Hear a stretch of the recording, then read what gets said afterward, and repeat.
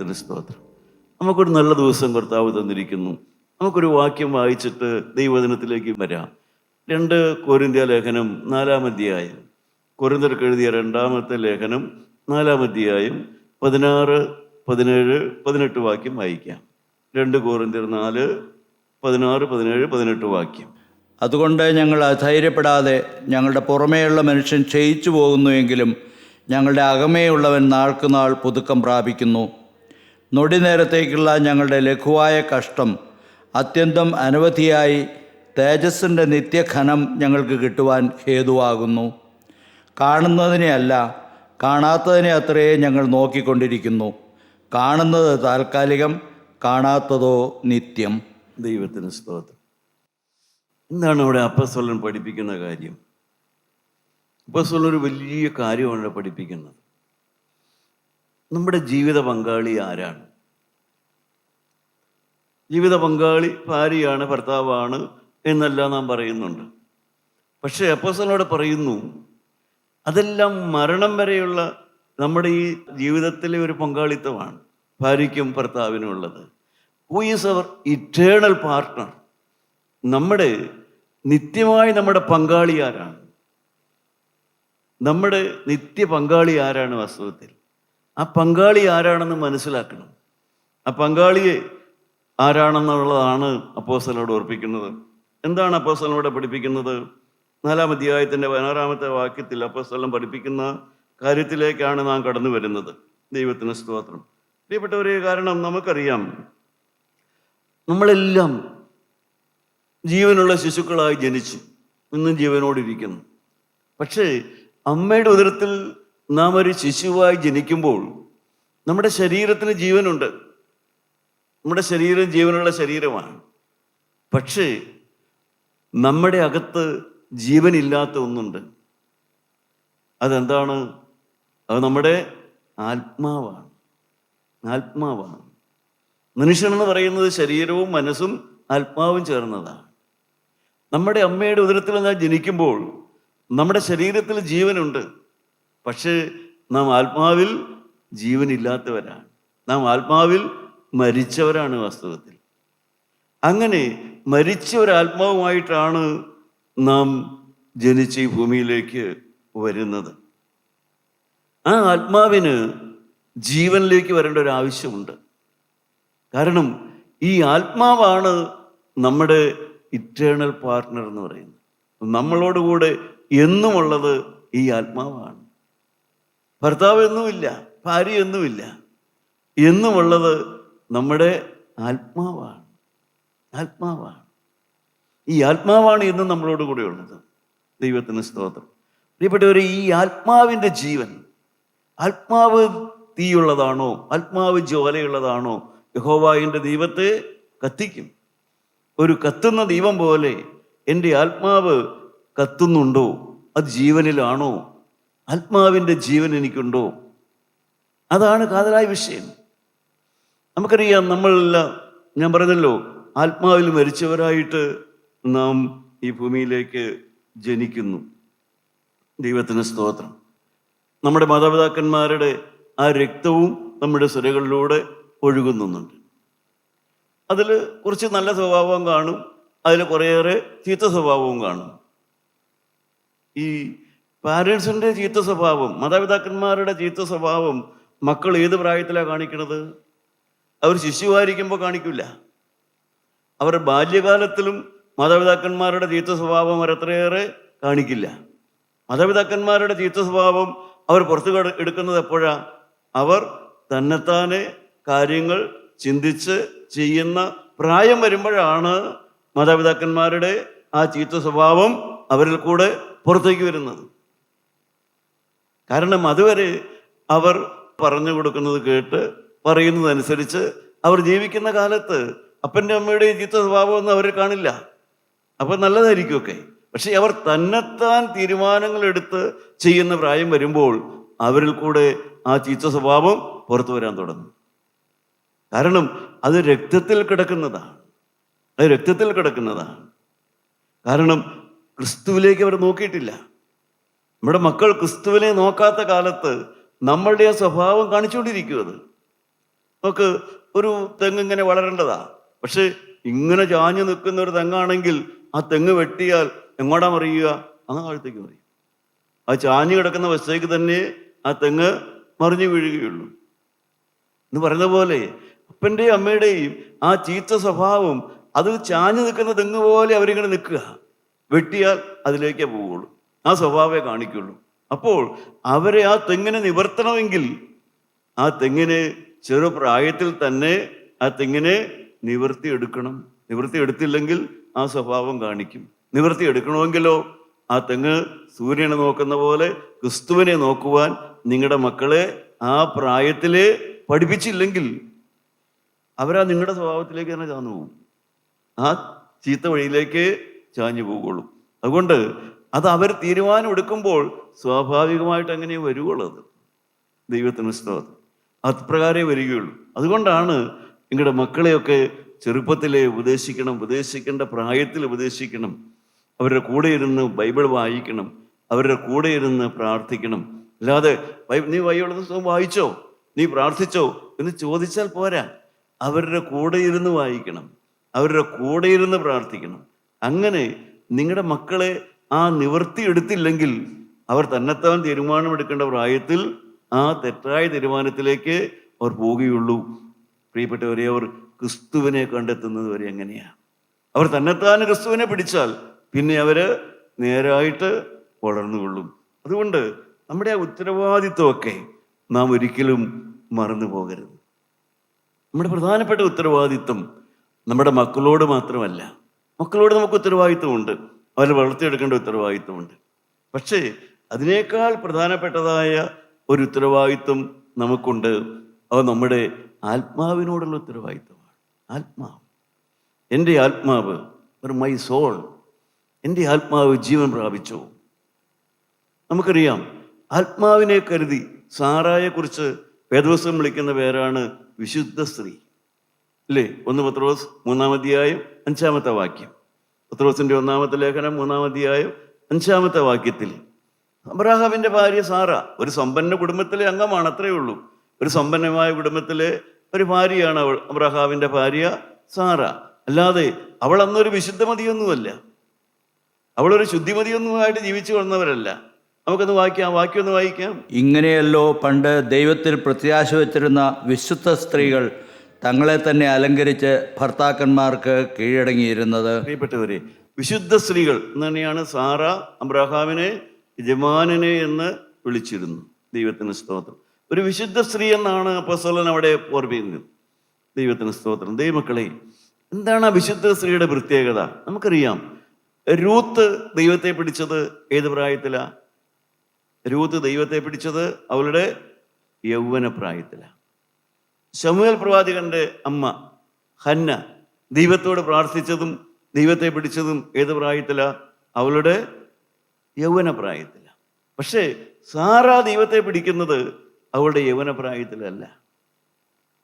അവളുടെ യൗവന പ്രായത്തിൽ അവൾക്ക് ദൈവത്തെ വിളിക്കണോ, ദൈവത്തെ പിടിക്കണമെന്നോ വലിയ താല്പര്യമൊന്നുമില്ല.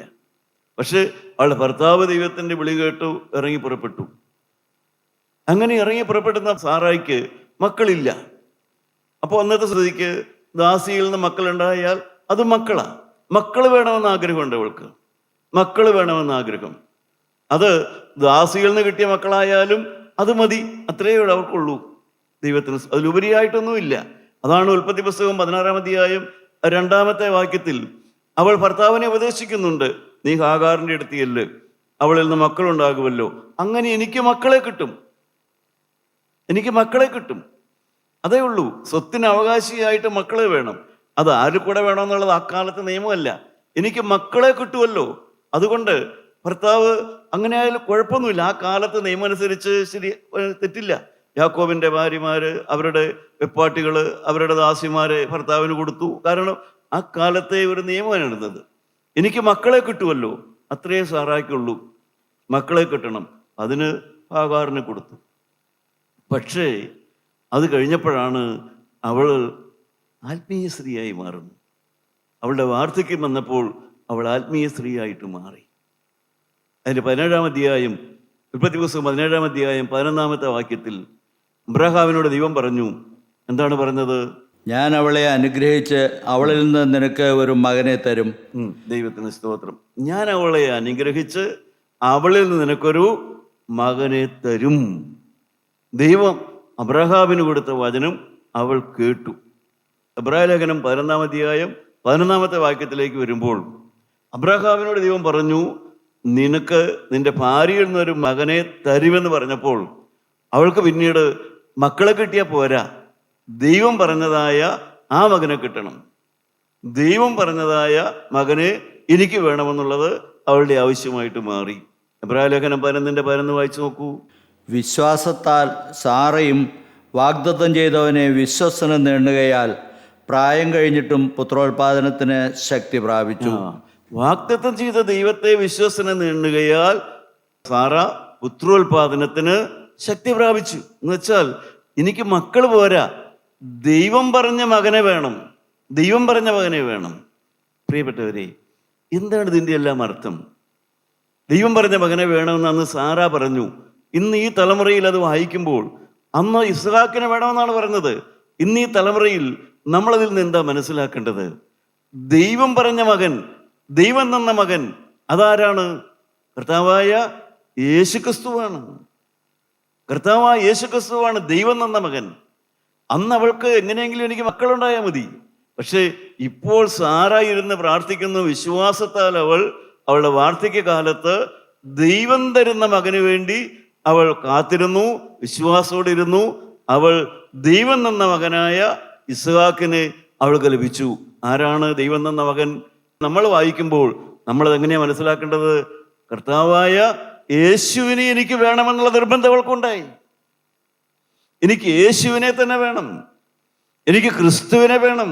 എനിക്ക് മക്കളുണ്ടായാൽ പോരാ, എനിക്ക് വീടുണ്ടായാൽ പോരാ, എനിക്ക് ഭർത്താവ് ഉണ്ടായാൽ പോരാ, എനിക്ക് കുടുംബ സൗകര്യങ്ങൾ ഉണ്ടായാൽ പോരാ, എനിക്ക് സാഹചര്യങ്ങൾ ഉണ്ടായാൽ പോരാ. ദൈവം വാഗ്ദത്തം ചെയ്ത പുത്രനെ എനിക്ക് വേണം. അതാ കർത്താവായ യേശുക്രിസ്തുവിനെ എനിക്ക് വേണം. അതിന് അവൾ എന്ത് ചെയ്തു? പുത്രോത്പാദനത്തിന് അവൾ ശക്തി പ്രാപിച്ചു. അവൾ വിശുദ്ധ സ്ത്രീയായി. അതെല്ലാം സ്വഭാവം പ്രാപിച്ചു. അവള് ഭർത്താവിനെ യജമാനനെ എന്ന് വിളിച്ച് അവൾ അനുസരിച്ചു. അവൾ സ്വഭാവത്തിന് വില കൊടുക്കാൻ തുടങ്ങി. അവളുടെ ആത്മാവിനെ കുറിച്ച് ചിന്തിക്കാൻ തുടങ്ങി. അപ്പോൾ ആദ്യം അവൾക്ക് മക്കളെ വേണം. ഒരു സാധാരണ സ്ത്രീയെ പോലെ മാത്രമേ അവൾ കരുതിയുള്ളൂ. പക്ഷേ അവൾ വിശ്വാസത്തിലേക്ക് വന്നപ്പോൾ അവൾ സ്വഭാവത്തിന് വില കൊടുക്കാൻ തുടങ്ങി. സ്വഭാവത്തിന് വില കൊടുക്കാൻ തുടങ്ങി. കുടുംബത്തിലെ പെരുമാറ്റത്തിന് വില കൊടുക്കാൻ തുടങ്ങി. അവൾ ക്രിസ്തുവിനെ എനിക്ക് വേണമെന്ന് ആവശ്യക്കാരിയാകാൻ തുടങ്ങി. ഇപ്പോഴത്തെ സഹോദരിമാരെ, നിങ്ങളുടെ വിവാഹ ജീവിതം സാറ ലേറ്റായി തുടങ്ങുന്നത്, പക്ഷേ ശരിയായ ദിശാബോധത്തിലേക്ക് വന്നു. അതാ വിശുദ്ധ സ്ത്രീ എന്ന് പറയുന്നത്. അതായത് വിശുദ്ധ സ്ത്രീ എന്ന് പറഞ്ഞാൽ ഏതെങ്കിലും കന്യാസ്ത്രീ മഠത്തിലുള്ള സ്ത്രീയോ വിവാഹം കഴിക്കാത്ത സ്ത്രീയൊന്നുമല്ല. അവരുമായിരിക്കും, അവർക്കും വിശ്വസ്ത്രീകളാകാം. പക്ഷേ വിവാഹം കഴിച്ചവർക്കും വിശുദ്ധ സ്ത്രീകളാകാം. എങ്ങനെ? ശരിയായ ലക്ഷ്യബോധം വന്നവിടെ. ദൈവം വാഗ്ദത്തം ചെയ്ത പുത്രനെ എനിക്ക് വേണം. അതാരാണ്? കർത്താവായ യേശുക്രിസ്തുവിനെ എൻ്റെ ഹൃദയത്തിൽ എനിക്ക് വേണം. എൻ്റെ സ്വഭാവത്തിന് ഞാൻ വില കൊടുക്കാൻ തുടങ്ങും. അവളുടെ സംസാരത്തെക്കുറിച്ച് അവൾ പഠിച്ചു. എങ്ങനെ സംസാരിക്കണമെന്ന് അവൾ പഠിച്ചു. എന്ത് പ്രാർത്ഥിക്കണമെന്ന് അവൾ പഠിച്ചു. അവൾ ഭർത്താവിനെ യജമാനനെ എന്ന് വിളിക്കാൻ തുടങ്ങി. പ്രിയപ്പെട്ടവരെ, ഭർത്താവ് മാറിയിട്ടല്ല, അവൾ മാറി. അവൾ ഭർത്താവിനെ നീ എന്ന് വിളിച്ചു. പക്ഷെ ഇപ്പോൾ അവൾ ഭർത്താവിനെ യജമാനനെ എന്ന് വിളിക്കാൻ തുടങ്ങി. ഉള്ളിൽ വാഗൊണ്ട് പറയിക്കുന്ന വാക്കല്ല, ഹൃദയത്തിലെ ബഹുമാനം വന്നു. കാരണം എനിക്ക് വാഗ്ദത്ത സന്തതിയെ വേണം. എനിക്ക് എന്ത് വേണം? വിശുദ്ധ സ്ത്രീയാകണം, വാഗ്ദത്ത സന്തതിയെ വേണം. പ്രിയപ്പെട്ടവരെ, നിങ്ങൾക്ക് യേശുവിനോട് കൂടെ വേണമെന്നുള്ള ആഗ്രഹം. അതാണ് നാം വായിച്ചത്. നിങ്ങളുടെ പുറമേയുള്ള മനുഷ്യൻ ക്ഷയിച്ചു പോകുന്നുവെങ്കിലും നിങ്ങളുടെ അകമേയുള്ള മനുഷ്യൻ നാൾക്കുനാൾ പുതുക്കം പ്രാപിക്കണം. സാറ വാർദ്ധക്യം വരികയാണ്. സാറായ്ക്ക് വാർദ്ധക്യമാണ്. വാർദ്ധക്യം കൂടിക്കൂടി വരിക, പ്രായം കൂടിക്കൂടി അങ്ങ് പോവുക. പുറമേയുള്ള മനുഷ്യൻ ക്ഷയിച്ച് അങ്ങ് പോവുക. പ്രിയപ്പെട്ടവരെ, പുറമേയുള്ള മകൻ ക്ഷയിച്ച് പോവുകയാണ് അവളുടെ. പക്ഷേ അവളുടെ അകത്തെ മനുഷ്യൻ എന്ത് വരുന്നു? പുതുക്കം പ്രാപിച്ച് വരിക ചെയ്യുന്നു. എന്ന് വെച്ചാൽ അവൾ ആത്മാവിൽ ജീവൻ പ്രാപിച്ചു. സാറ ആത്മാവിൽ ജീവൻ പ്രാപിച്ചു. ആത്മാവിൽ ജീവൻ പ്രാപിച്ചപ്പോൾ അവൾക്ക് മനസ്സിലായി, ഞാൻ എൻ്റെ സ്വഭാവത്തെ സൂക്ഷിക്കണം. ഞാൻ എൻ്റെ സ്വഭാവത്തെക്കുറിച്ച്, എൻ്റെ സംസാരത്തെക്കുറിച്ച്, ഭർത്താവെന്ന് പറഞ്ഞാൽ ഏറ്റവും അടുത്ത് ഇടപഴകുന്നയാളാണ്. അപ്പോൾ ഏറ്റവും അടുത്ത് ഇടപഴകുന്ന ആളോട് പോലുമുള്ള പെരുമാറ്റത്തെ സൂക്ഷിക്കണമെന്ന് അവൾ പഠിച്ചു. അവളുടെ സ്വഭാവത്തെക്കുറിച്ച് അവൾ അവെയറായി, സംസാരത്തെക്കുറിച്ച് അവൾക്ക് ബോധമുണ്ടായി, പെരുമാറ്റത്തെക്കുറിച്ച് അവൾക്ക് ബോധമുണ്ടായി. ഇന്ന് അനേക സ്ത്രീകൾക്ക് അത് ഉണ്ടാകുന്നില്ല. സ്വന്തം വാക്കുകളെക്കുറിച്ച്, പെരുമാറ്റത്തെക്കുറിച്ച്. കാരണം അവർക്ക് വാഗ്ദത്ത സന്തതി എന്നുള്ള ആഗ്രഹം വന്നിട്ടില്ല. ക്രിസ്തുവിനെ എനിക്ക് വേണം എന്നുള്ള ആഗ്രഹം വന്നിട്ടില്ല. മക്കൾ വേണം, വീട് വേണം, ഭർത്താവ് മാന്യനായിരിക്കണം, മര്യാദക്കാരനായിരിക്കണം, മക്കൾക്കെല്ലാം വിദ്യാഭ്യാസം വേണം. അവിടെയെല്ലാം തൊട്ടിക്കിടക്കുകയാണ്. ക്രിസ്തുവിനെ വേണം, അഥവാ എൻ്റെ ആത്മാവിന് ജീവൻ വേണമെന്നുള്ള ആഗ്രഹത്തിലേക്ക് വന്നിട്ടില്ല. എൻ്റെ ആത്മാവ് ജീവൻ പ്രാപിക്കണം, എൻ്റെ ആത്മാവിന് ജീവൻ വേണമെന്നുള്ള ആഗ്രഹത്തിലേക്ക് വന്നപ്പോൾ അവളെല്ലാം ശ്രദ്ധിക്കാൻ തുടങ്ങി. ഭർത്താവിനെ വിളിക്കുന്ന പേര് പോലും മാറി. സ്വഭാവത്തെ സൂക്ഷിക്കാൻ തുടങ്ങി, വിവേകത്തോടെ ഇടപെടാൻ തുടങ്ങി. ക്രിസ്തുവിനെ വേണമെന്ന് തോന്നി. എൻ്റെ പ്രിയപ്പെട്ടവരെ, എന്താണ് വായിച്ചത്? 4:16 വായിച്ചു നോക്കൂ, 4:16 വായിച്ചു നോക്കൂ. അതുകൊണ്ട് ഞങ്ങൾ അധൈര്യപ്പെടാതെ ഞങ്ങളുടെ പുറമേയുള്ള മനുഷ്യൻ ക്ഷയിച്ചു പോകുന്നുവെങ്കിലും ഞങ്ങളുടെ അകമേയുള്ളവൻ നാൾക്കുനാൾ പുതുക്കം പ്രാപിക്കുന്നു. ദൈവത്തിന് സ്തോത്രം. പ്രിയപ്പെട്ടവരെ, ഈ ആത്മാവിൻ്റെ ജീവൻ എന്ന് പറയുന്നത്, ആത്മാവിൻ്റെ ജീവൻ വന്നപ്പോൾ അവൾ അവളെ തന്നെ സൂക്ഷിക്കുന്നവളായി. അവളെ തന്നെ സൂക്ഷിക്കുന്നവളായി. സാറായെ തന്നെ സൂക്ഷിക്കുന്നവളായി. എങ്ങനെയാണ് സൂക്ഷിക്കണത്? നിങ്ങളുടെ യൗവനപ്രായത്തിൽ നിങ്ങൾ സൂക്ഷിക്കുക എന്ന് പറയുന്നതും നിങ്ങളുടെ പ്രായമായ സ്ഥിതിയിൽ നിങ്ങൾ സൂക്ഷിക്കുക എന്ന് പറയുന്നതും രണ്ടർത്ഥത്തിൽ മനസ്സിലാക്കണം. നിങ്ങളുടെ യൗവനപ്രായത്തിൽ നിങ്ങൾ ഏറ്റവും സൂക്ഷിക്കേണ്ടതായുണ്ട്, അത് നിങ്ങൾക്കറിയാം. അത് നിങ്ങളുടെ പവിത്രതയാണ്, നിങ്ങളുടെ ആ ചാരിത്രമാണ്, നിങ്ങളുടെ പവിത്രതയാണ്. പക്ഷെ നിങ്ങളുടെ വാർദ്ധക്യത്തിൽ നിങ്ങൾ സൂക്ഷിക്കേണ്ടത് അതിനേക്കാൾ ഉപരി നിങ്ങളുടെ സ്വഭാവത്തെയാണ്, നിങ്ങളുടെ വായിലെ വാക്കുകളെയാണ്, നിങ്ങളുടെ സ്വന്തം കുടുംബത്തിലെ പെരുമാറ്റത്തെയാണ്, നിങ്ങളുടെ ഹൃദയത്തിലെ വിശ്വാസത്തെയാണ്, നിങ്ങളുടെ ജീവിതത്തിലെ ലക്ഷ്യത്തെയാണ് നിങ്ങൾ ഏറ്റവും കൂടുതൽ സൂക്ഷിക്കേണ്ടത്. അതുകൊണ്ട് സ്ത്രീകളായ നിങ്ങൾക്ക് നിങ്ങളുടെ യൗവനപ്രായത്തിൽ സൂക്ഷിക്കേണ്ടതും നിങ്ങൾ കുറേയും കൂടെ മുതിർന്ന് പ്രായമായി കഴിയുമ്പോൾ ഒരു ഭാര്യയായി, ഒരു അമ്മയായി കഴിയുന്ന സ്ഥിതി നിങ്ങൾ സൂക്ഷിക്കേണ്ടത് രണ്ട് കാര്യങ്ങളാണ്. എല്ലാം സൂക്ഷിക്കേണ്ടത് തന്നെ. പക്ഷേ സാറാ സൂക്ഷിക്കേണ്ടത് എന്താണെന്ന് അവൾക്ക് കൃത്യം മനസ്സിലായി. എനിക്ക് വാഗ്ദത്ത സന്തതിയെ വേണം, ക്രിസ്തുവിനെ വേണം, എനിക്ക് എൻ്റെ ഭർത്താവിനെ വിളിക്കേണ്ട പേര് വിളിക്കണം, ദൈവം മാനിക്കുന്ന പേരിൽ എൻ്റെ ഭർത്താവിനോട് എനിക്ക് ഇടപെടണം, മറ്റുള്ളവരോടുള്ള ബിഹേവിയറിലും എൻ്റെ സ്വഭാവത്തെ എനിക്ക് സൂക്ഷിക്കണം എന്നവൾ പഠിച്ചു. ദൈവത്തിന് സ്തോത്രം. പ്രിയപ്പെട്ടവരെ, പ്രിയൻ വരുമ്പോൾ പറക്കണം, പക്ഷേ അതിന് ആത്മാവ് ജീവൻ പ്രാപിക്കണം. നിങ്ങളുടെ പുറമേയുള്ള മനുഷ്യൻ, അകമേയുള്ള മനുഷ്യൻ, ഈ ആത്മാവിന് ജീവൻ വരുന്നതുവരെയും നമുക്ക് പല വിധത്തിലുള്ളതായ ഭയങ്ങളായിരിക്കും. ഒരു കൂട്ടായ്മയ്ക്ക് വരാൻ തന്നെ ഭയം. ഒരു വചനം കേൾക്കാൻ വന്നാൽ വീട്ടുകാരെതിർക്കുവോ, പള്ളിക്കാരെതിർക്കുവോ, നാട്ടിൽ ആരെങ്കിലുമൊക്കെ ഞങ്ങൾക്ക് എതിരാകുവോ, അവിടെ ഭയമാണ് അവിടെ വ്യാപരിക്കുന്നത്. എപ്പോഴും കർത്താവിൻ്റെ അടുക്കിലേക്കും ദൈവവചനത്തിൻ്റെ അടുക്കിലേക്കും ക്രിസ്തുവിൻ്റെ വചനത്തിലേക്കും വരാൻ പോലും ആളുകൾക്ക് ഭയമാണ് അവിടെ. കാരണം ആ ഭയം അവിടെ നിൽക്കാനുള്ള കാരണം എന്താ? അകത്ത് ആത്മാവിന് ജീവൻ പ്രാപിച്ചിട്ടില്ല. അകത്ത് ആത്മാവിന് ജീവൻ പ്രാപിച്ചു കഴിഞ്ഞാൽ പിന്നെ ആരെ ഭയപ്പെടണം? ഞാൻ ചോദിക്കട്ടെ, കർത്താവായ യേശു ക്രിസ്തു പാപം ചെയ്തില്ല, നമുക്കറിയാം. ക്രിസ്തു പാപം കൂടാതെ ജീവിച്ചു. ക്രിസ്തു പള്ളി ഭക്തനായി ജീവിച്ചോ? അന്നും പള്ളി ഉണ്ടായിരുന്നല്ലോ, അന്നും പെരുന്നാളുകൾ ഉണ്ടായിരുന്നല്ലോ. യേശു ക്രിസ്തു വേറൊരു പള്ളി ഭക്തനായി ജീവിച്ചോ? ഇല്ല. ഒരു പെരുന്നാൾ ഭക്തനായി ജീവിച്ചോ? ഇല്ല. ഒരു അനുഷ്ഠാന ഭക്തനായി ജീവിച്ചോ? ഇല്ല. അവൻ ആത്മാവിൻ്റെ ജീവനാണ് അവിടെ. അവൻ നിർഭയനായിരുന്നു. കർത്താവായ യേശു നിർഭയനായി ജീവിച്ചു. കാരണം അവന് വിലയുള്ളത് മനസ്സിലായി. അവൻ്റെ ആത്മാവിനാണ് വില. ദൈവമക്കളെ, നിങ്ങൾ ആത്മാവിൽ ജീവൻ പ്രാപിക്കുമ്പോൾ നിങ്ങൾ ധൈര്യമുള്ളവരാകും. പ്രാർത്ഥിക്കുന്നതിൽ ധൈര്യമുണ്ടാകും, വചനം കേൾക്കാൻ പോകാൻ ധൈര്യമുണ്ടാകും, നിങ്ങൾ രക്ഷിക്കപ്പെട്ടതാണെന്ന് പറയാൻ നിങ്ങൾക്ക് ധൈര്യമുണ്ടാകും.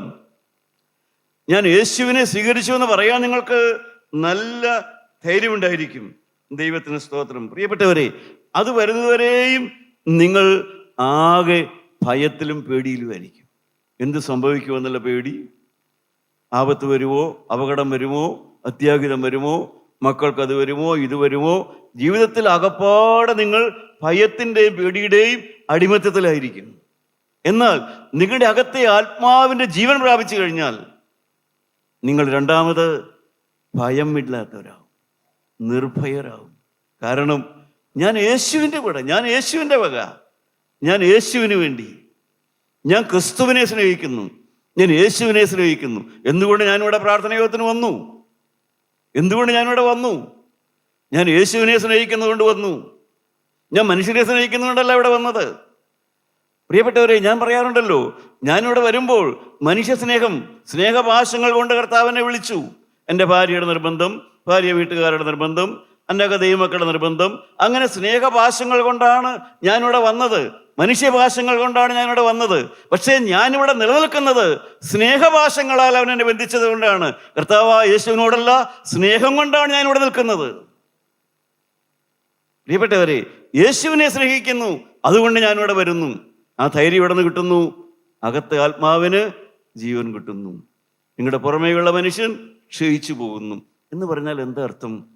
നമ്മുടെ ശരീരം പ്രായമാകുക.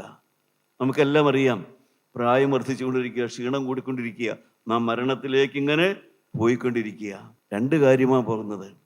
പുറമെ ഈ മനുഷ്യൻ്റെ ശരീരത്തിൻ്റെ ശക്തിയും കുറയുന്നുണ്ട്. മനസ്വാതന്ത്ര്യത്തിന് മുമ്പുള്ള എൻ്റെ പഴയ സ്വഭാവത്തിൻ്റെ ആ ശക്തിയും കുറഞ്ഞു വരുന്നുകൊണ്ടിരിക്കുക. മനസ്വാതന്ത്ര്യത്തിന് മുമ്പുള്ള എൻ്റെ ആ പഴയ പ്രകൃതം, ആ പഴയ ശൈലി, ആ പഴയ സംസാരം, ആ പഴയ സ്വഭാവം, ആ പഴയ പ്രകൃതം, അതെല്ലാം ഇപ്പോൾ അതിൻ്റെ ശക്തി കുറഞ്ഞു വന്നിട്ട് ഞാൻ പുതുക്കം പ്രാപിക്കുന്ന പുതിയ മനുഷ്യൻ എന്ന് വെച്ചാൽ ഞാൻ ആത്മാവിൽ ജീവൻ പ്രാപിച്ച് ഇപ്പോൾ ഒരു പുതുമനുഷ്യനായിട്ട്, ഒരു പുതിയ മനുഷ്യനായിട്ട് ഇപ്പോൾ പ്രാർത്ഥിക്കുന്നതിലും സ്നേഹിക്കുന്നതിലും വിട്ടുവീഴ്ച ചെയ്യുന്നതിലും എല്ലാമാണ് എനിക്ക് സന്തോഷം. നിങ്ങൾക്കതിലാണ് സന്തോഷം. പ്രിയപ്പെട്ടവരെ, നിങ്ങളുടെ ശരീരം മാത്രമല്ല, ആ പഴയ മനുഷ്യനും കൂടി അങ്ങ് മരിക്കുകയാണ്. ആ പഴയ സ്വഭാവം, ആ പഴയ പ്രകൃതം, ആ പഴയ കലഹപ്രിയം, ആ പഴയ കോപ സ്വഭാവം, ആ പഴയ വൈരാഗ്യം, ആ പഴയ പ്രതികാരം, ആ പഴയ നീരസം, അതും കൂടെ ഈ പ്രായത്തിൽ കൂടുന്ന പോലെ അതും കൂടെ അങ്ങോട്ട് പോയിക്കൊണ്ടിരിക്കുകയാണ്. അതിന് പകരമായിട്ട് എനിക്ക് കിട്ടുന്നത് എന്താ? എൻ്റെ ആത്മാവിന് ജീവൻ കിട്ടി, എനിക്ക് പുതിയ സ്വഭാവം എന്നിൽ വർദ്ധിച്ചു വന്നുകൊണ്ടിരിക്കുന്നു. പഴയ മനുഷ്യൻ പോയിക്കൊണ്ടിരിക്കുന്നു, പുതിയ മനുഷ്യൻ നാൾക്കുനാൾ പുതുക്കം പ്രാപിക്കുന്നു. ഇപ്പോൾ എൻ്റെ ഭാഷ മാറി, എൻ്റെ സംസാരം മാറി, എൻ്റെ ഇടപെടൽ മാറി, മറ്റുള്ളവരെ കുറിച്ചുള്ള എൻ്റെ കാഴ്ചപ്പാട് മാറി. ഞാനിപ്പോൾ ആത്മാവിൽ ജീവൻ പ്രാപിച്ചുകൊണ്ടിരിക്കുന്നു. സങ്കീർത്തനക്കാരൻ ദാവീദ് പറയും, യഹോവ എൻ്റെ ദീപത്തെ കത്തിക്കും, എൻ്റെ ദൈവം എൻ്റെ അന്ധകാരത്തെ പ്രകാശമാക്കും. ദൈവത്തിന് സ്തോത്രം. ദൈവമക്കളെ, ഒരു നിമിഷം നമ്മുടെ തലകളമണക്ക് പ്രാർത്ഥിക്കാം. യഹോവ എൻ്റെ ദീപത്തെ കത്തിക്കും, എൻ്റെ അകത്തെ ആത്മാവിന് ജീവൻ വരും. എൻ്റെ അകത്തെ ആത്മാവാണ് എൻ്റെ ഇറ്റേണൽ പാർട്ണർ. എൻ്റെ നിത്യ പങ്കാളി അവനാണ്. ഭർത്താവ് പങ്കാളിയാണ്, ഭാര്യ പങ്കാളിയാണ്. ഈ ലോകത്തിനപ്പുറത്തേക്ക് എൻ്റെ നിത്യ പങ്കാളി എന്ന് പറയുന്നത് എൻ്റെ ജീവൻ പ്രാപിച്ച് എൻ്റെ ആത്മാവാണ്. നിങ്ങൾ പ്രാർത്ഥിക്കണം, കർത്താവേ, ദാവീദിൻ്റെ ദീപത്തെ നീ കത്തിച്ചു കൊടുത്തല്ലോ, അവൻ്റെ അന്ധകാരം മാറ്റിയല്ലോ. കർത്താവേ, എൻ്റെ അന്ധകാരം എൻ്റെ സ്വഭാവത്തിലാണ്. എൻ്റെ അന്ധകാരം എൻ്റെ പെരയ്ക്കകത്തെ അന്ധകാരമല്ല, എൻ്റെ വീട്ടിലെ അന്ധകാരമല്ല. എൻ്റെ അന്ധകാരം എന്ന് പറയുന്നത് എൻ്റെ ആത്മാവിലെ അന്ധകാരമാണ്, എൻ്റെ സ്വഭാവത്തിലെ അന്ധകാരമാണ്. അതാണ് എനിക്ക് മാറിക്കിട്ടേണ്ടത്. എൻ്റെ സ്വഭാവം ഒരു ദീപം കത്തിച്ചു കിട്ടണം. എൻ്റെ ആത്മാവിന് എനിക്ക് ജീവൻ വേണം. ഹല്ലേലൂയ. അതിനാണ് യേശു മരിച്ചത്, അതാണ് യേശു കാണിച്ചു തന്നത്. ക്രിസ്തുവിൻ്റെ ആത്മാവാണ് നമുക്ക് ജീവൻ തരുന്ന ഈ ആത്മാവ്. ആത്മാവ് കടന്നു വന്നിട്ടുണ്ട്. പ്രിയപ്പെട്ടവരെ, നിങ്ങൾക്ക് ആഗ്രഹമുണ്ടോ? യഹോവ എൻ്റെ ദീപത്തെ കത്തിക്കും, എൻ്റെ ആത്മാവിന് ജീവൻ വേണം. ആത്മാവാണ് നിത്യ പങ്കാളി. ഹല്ലേലൂയ. ദൈവമക്കളെ, ജീവനില്ലാത്ത ഒരാത്മാവോടുകൂടെ മരിച്ചു പോയാൽ നാം ഒരിക്കലും നിത്യസൗഭാഗ്യത്തിൽ എത്തിച്ചേരുകയില്ല. നിത്യസൗഭാഗ്യത്തിൽ എത്തിച്ചേരണമെങ്കിൽ ആത്മാവിന് ജീവൻ പ്രാപിക്കണം. കാരണം നിങ്ങൾ എന്ത് പ്രാർത്ഥിക്കണം? കർത്താവേ, എൻ്റെ അകത്തൊരാത്മാവുണ്ട്, ഞാൻ വിശ്വസിക്കുന്നു, ഞാൻ കാണുന്നില്ല, എൻ്റെ കയ്യും കാലും എല്ലാം ഞാൻ കാണുന്നുണ്ട്, എൻ്റെ അകത്തെ ആത്മാവിനെ ഞാൻ കാണുന്നില്ല. പക്ഷേ ആത്മാവിലേക്കാണ് ഈ സത്യം കടന്നു വരുന്നത്, ഈ ശക്തി കടന്നു വരുന്നത്, ഈ പ്രാണൻ കടന്നു വരുന്നത്, ഈ വചനം കടന്നു വരുന്നത് എൻ്റെ ആത്മാവിലേക്കാണ്. ആത്മാവിൻ്റെ ജീവന് വേണ്ടി വേണ്ടിയാണ് പരിശുദ്ധാത്മാവ് വന്നിരിക്കുന്നത്. ആത്മാവ് ജീവൻ തരാൻ വേണ്ടിയാണ്. യേശുവിന്റെ രക്തം നിങ്ങളോട് വാദിക്കുന്നത്. ആത്മാവിൽ ജീവനുള്ളവരാകുവീൻ, ആത്മാവിന് വേണ്ടി കരുതുവീൻ. നിങ്ങളുടെ ആത്മാവ് ജീവൻ പ്രാപിക്കാൻ, വിളക്ക് കത്തിക്കിട്ടാൻ കർത്താവിനോട് പ്രാർത്ഥിക്കുവീൻ. ദാവീദ് പ്രാർത്ഥിച്ചു, ദൈവമേ എൻ്റെ ദീപം കത്തിച്ചു തരണമേ. ഹല്ലേലൂയ. ദൈവമക്കളെ, നിങ്ങൾക്ക് ആഗ്രഹമുണ്ടോ? നിങ്ങളുടെ ദീപം കത്താൻ ആഗ്രഹമുണ്ടോ? ആത്മാവിൽ ജീവൻ പ്രാപിക്കാൻ ആഗ്രഹമുണ്ടോ? ഒരു പുതിയ ജീവന് വേണ്ടി നിങ്ങൾക്ക് ആഗ്രഹമുണ്ടോ? ഉണ്ടെങ്കിൽ നിങ്ങൾ പ്രാർത്ഥിക്കണം, കർത്താവേ നിന്റെ രക്തത്താൽ എനിക്ക് ജീവൻ തരണമേ. എൻ്റെ ആത്മാവിൽ ജീവൻ പ്രാപിക്കാൻ എനിക്ക് ഭാഗ്യം തരണമേ. എൻ്റെ അന്ധകാരം മാറ്റി തരണമേ. എൻ്റെ സ്വഭാവത്തിൽ അന്ധകാരം മാറ്റി തരണമേ. കർത്താവേ, നിന്റെ പരിശുദ്ധാത്മാവിനാൽ എൻ്റെ ദീപത്തെ എനിക്ക് കത്തിച്ചു തരണമേ. നല്ല ദൈവമേ, കാരുണ്യവാനായ ദൈവമേ, സ്നേഹമുള്ള പിതാവേ, ആത്മാവിൽ ജീവൻ പ്രാപിക്കുന്ന ഒരു ദിവസമാക്കി നിന്റെ മക്കൾക്ക് ഈ ദിവസം നീ തീർത്ത കൃപയ്ക്കായി സ്തോത്രം. ദൈവമേ, ആത്മാവിനെ കരുതിയുള്ളതായ ഒരു ജീവിതം സാറാ ജീവിച്ചതുപോലെ ആത്മാവിനെ കരുതി ജീവിക്കാൻ ഇവരെ പഠിപ്പിക്കണമേ. ആത്മാവിനെ സ്നേഹിച്ച്, ഭർത്താവിൻ്റെ ആത്മാവിനെ സ്നേഹിച്ച്, വീട്ടുകാരുടെ ആത്മാവിനെ സ്നേഹിച്ച്, ഭാര്യയുടെ ആത്മാവിനെ സ്നേഹിച്ച് ജീവിക്കാൻ തക്കവണ്ണം ഇവരെ ആത്മാവിനെക്കുറിച്ച് ബോധമുള്ളവരാക്കണമേ എന്ന് അവിടുത്തെ സ്നേഹത്തോട് പ്രാർത്ഥിക്കുന്നു. അനുഗ്രഹിക്കണമേ. യേശു മൂലം പ്രാർത്ഥിക്കുന്നു. കൃപയോടെ ഉത്തരം തരുമാറാകണമേ.